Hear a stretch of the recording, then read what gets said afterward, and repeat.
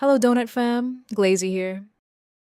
Multi-condition market watching is one of D0's autonomous monitoring features. For example, you can say, watch BTC for me.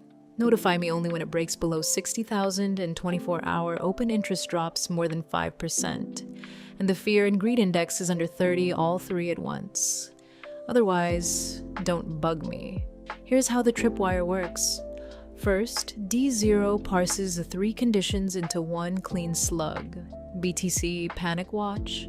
Second, it dry runs the data commands against live values to prove every source returns clean data.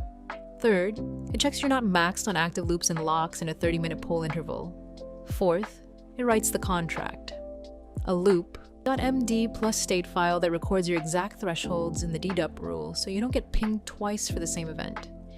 Fifth, it registers the cron job, which wakes every 30 minutes, runs the batch, evaluates, and either pushes or stays silent. Sixth, the runtime loop. Edge cases baked in. Right now, D0 just hums quietly until the market breaks.